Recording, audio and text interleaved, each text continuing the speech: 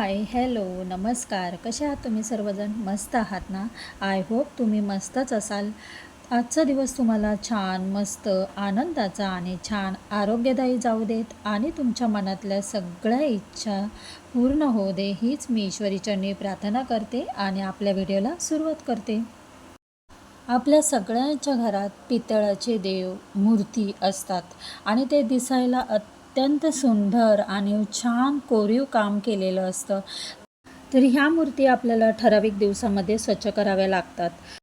ठराविक दिवसात म्हटलं तर मंगळवार, गुरुवार, शुक्रवार, रविवार ह्या दिवशी म्हणजे तुम्ही आपले उपवास असतात किंवा ह्या वारी आपण सगळे देव स्वच्छ करायला काढतो.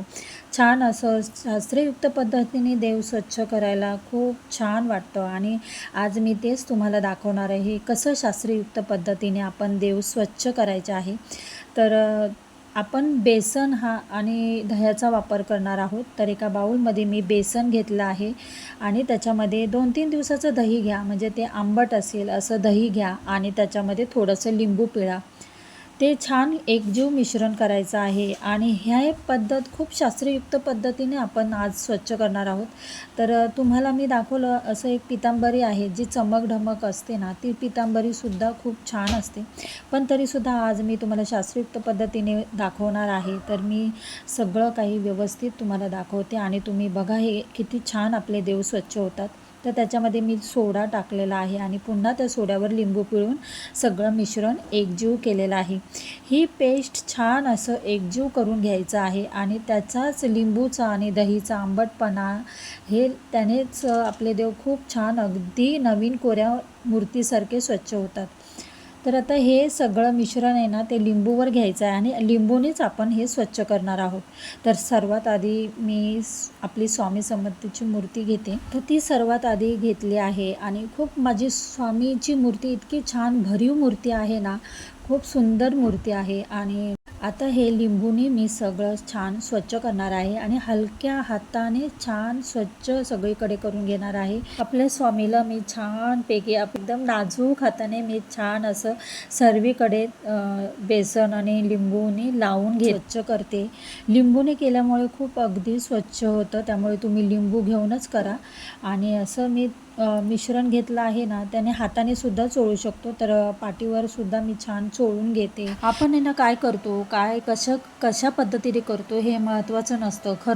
खरं म्हणजे हे आपण आपल्या जी श्रद्धा आणि आपण आपल्या अंतःकरणापासून जे करतो ना, ते सगळ्यात महत्त्वाचं असतं. असे बारीक सारीक कोरीव काम असतं ना, तिथे सुद्धा स्वच्छ हाताने मी स्वच्छ करून घेते. तर ह्या पद्धतीने आपण जेव्हा करतो ना, तर ते त्यांच्याबद्दल आदर आपण व्यक्त करत असतो. आदर आपल्या मनामध्ये त्यांच्याबद्दल खूप असतो आणि त्यांचं ते सौंदर्य टिकून राहण्यासाठी आपण हे शास्त्रयुक्त पद्धतीने करणार आहोत.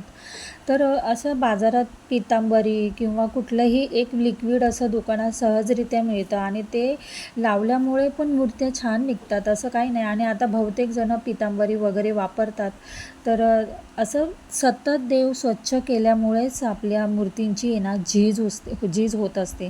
तर मी म्हणेल की रोज देव काढून असे लिक्विडने किंवा पावडरने देव स्वच्छ करायचे नसतात. आठवड्यातून 2 किंवा 3 वेळा देव काढून म्हणतात ना, उजळायचे असतात, स्वच्छ करायचे असतात आणि ते शास्त्रयुक्त पद्धतीने स्वच्छ करायचे असतात आणि धुवायचे असतात.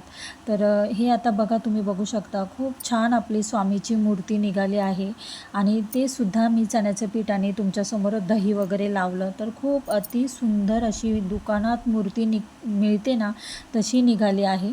तर आता मी पुन्हा आता विठ्ठल रुक्माईची मूर्ती घेतली आहे, ती स्वच्छ करून दाखवते. आता हे सगळं पेस्ट आहे ना, मी लिंबूवरच घेतलं आहे आणि लिंबूने छान स्वच्छ केलं आहे. तर लिंबूमुळे ना बारीक सारीक सगळं कोरीव काम असतं ना, तर ते आपल्या मूर्तीचे सगळं कानाकोपऱ्याची घाण किंवा जे हळद कुंकू असतं ते सगळं लागलेलं असतं, ते पटकन निघण्यास मदत होते आणि छान स्वच्छ होते. तर आता तुम्ही बघू शकता, हे सुद्धा छान मी मूर्ती निघालेली आहे. आता मी माझ्याकडे कृष्ण आहे, बाळकृष्णाची मूर्ती आहे, तीसुद्धा स्वच्छ करते आणि हत्ती आहेत, बरेचसे माझे देव आहेत, ते मी सगळे स्वच्छ करणार आहे. तर हे सगळं काही आपण देव आहे ना स्वच्छ करायचे आहे, ते आठवड्यातून 2-3 वेळा काढून स्वच्छ करायचे आहे. मी आवर्जून तुम्हाला सांगते, रोज मूर्ती देवाची काढून घासायची नसते किंवा स्वच्छ करायची नसते. त्याच्यामुळे त्याची झीज होण्याची शक्यता खूप असते, त्याच्यामुळे मूर्ती पण खराब होते. तर असं आठवड्यातून 2-3 वेळाच आपले देव काढून छान स्वच्छ करायचे आहे. तर आता हे सुद्धा मी स्वच्छ करते आणि तुम्हाला दाखवते.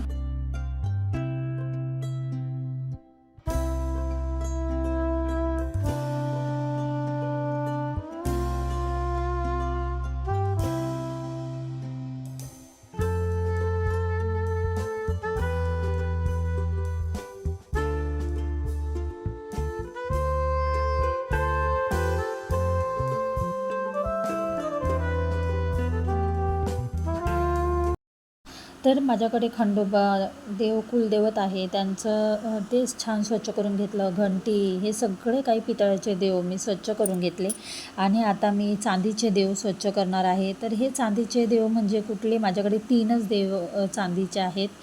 ते म्हणजे गणपतीची मूर्ती, अन्नपूर्णा देवीची मूर्ती आणि लक्ष्मी मातेची मूर्ती. ह्या 3 मूर्त्या आहेत त्या माझ्याकडे चांदीच्या आहेत. आणि हे जे मी तुम्हाला लिक्विड दाखवते ते रुपेरी आहे. हे रुपेरी लिक्विड त्याने मी चांदीचे देव स्वच्छ करत असते आणि ते खूप छान आहे. ते भले लिक्विड आहे आणि ते खरं म्हणजे ॲसिड असतं, आपल्याला वाटतं, आणि कोणी म्हणतात की ते आपल्या देवाची झीज होते ते घासल्यामुळे, पण ते तसं काही नाही होत. मी आता किती वर्ष झालं हे वापरते, तर खूप छान देव निघतात आणि मी तुम्हाला दाखवते. तर हे लिक्विड आहे ना कापसावर घ्यायचं आहे आणि त्याने कोरडंच करायचं आहे. मूर्त्या काही पाणी लावायचं नाही, कापसावर असं लिक्विड घेऊन त्याने छान आपण मूर्ती स्वच्छ करून घ्यायचं आहे. तर हे जरा थोडंसं जरी लावलं ना तरीसुद्धा आपली मूर्ती एकदम नवी कोरी छान निघते आणि जशी दुकानामध्ये मिळते ना नवीन अशी मूर्ती छान निघते. आणि मी तुम्हाला आता दाखवते स्वच्छ करून. तर आता दुसरी मी अन्नपूर्णा मातेची मूर्ती घेतली आहे आणि तीसुद्धा तुम्हाला दाखवते. खूप छान प्रकारे ते थोडंसं लिक्विड लावलं तरीसुद्धा लगेच त्याचा फरक जाणवतो आणि खूप छान आहे ते लिक्विड. तर शास्त्रयुक्त पद्धतीने म्हणजे आपण आता मी दाखवलं तुम्हाला बेसन वगैरे ठीक आहे, पण ते चांदीचे देव घासण्यासाठी त्याचासुद्धा वापर केला तरी ते छान निघतं.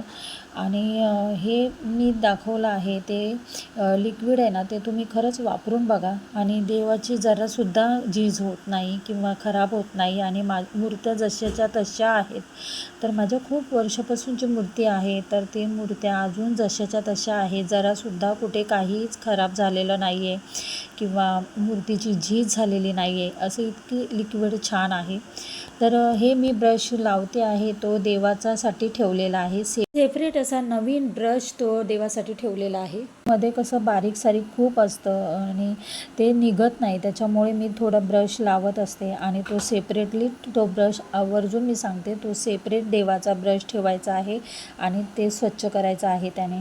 जे कोलगेट असतं ना मध्ये सुद्धा कोलगेटच्या पावडरमध्ये लिंबू टाकून आहे ना त्याने सुद्धा देव स्वच्छ करतात, पण मला हे पटत नाही कोलगेटची पावडर लावणं वगैरे, तर मी ते लावत नाही कधीच आणि त्याने साफसुद्धा केलेलं नाही. आणि जितका त्या ह्या लिक्विडने म्हणजे रुपेरी आहे ते लिक्विड खूप छान आहे आणि स्वस्त आणि मस्त आहे, त्याने खूप छान फरक पडतो. तर असं आता तुम्ही बघू शकता गणपतीची मूर्ती आहे एका बाजूला आणि हे मी देव स्वच्छ केलेला आहे. लक्ष्मी आई मातेची मूर्ती आहे, ती अन्नपूर्णा मातेची मूर्ती आहे, ती स्वच्छ केली आहे. तर तुम्हाला किती छान फरक जाणवत असेल आणि खूप अगदी नवीन आणल्यासारखी मूर्ती दिसते. तर आता मी गणपतीची मूर्तीसुद्धा स्वच्छ करून घेते आणि जास्त वेळसुद्धा लागत नाही, पटकन लावल्याबरोबर ती स्वच्छ होते आणि छान अगदी नुसती स्वच्छ नाही तर एकदम नवीन कोरी मूर्ती असल्यासारखी ती दिसते.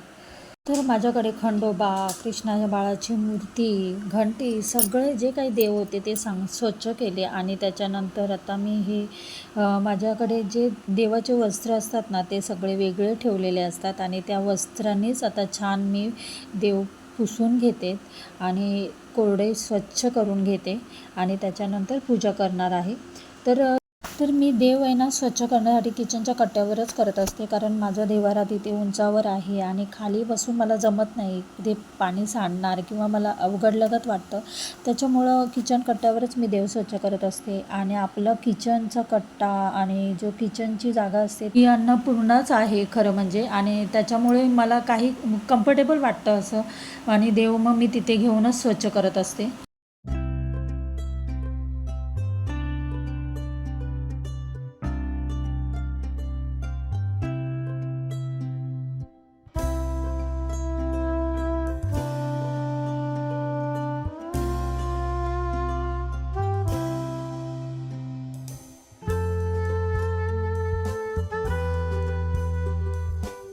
तर मी हे जे दाखवलं शास्त्रयुक्त पद्धतीने देव स्वच्छ करायचे, आणि फक्त चांदीचे देव हे जे मी लिक्विड दाखवलं आहे ते मी तुम्हाला सांगितलं, पण तुम्हाला जसं बरं वाटेल, तुम्हाला योग्य वाटेल तसं तुम्ही तुमच्या पद्धतीने करा. तर चला आता व्हिडिओचा मी इथेच एंड करते. व्हिडिओ आवडला असेल तर नेहमीप्रमाणे लाईक, शेअर, सबस्क्राईब करा. तर पुन्हा भेटूया अशाच नवनवीन व्हिडिओमध्ये. तोपर्यंत खुश राहा, आनंदी राहा, काळजी घ्या. बाय.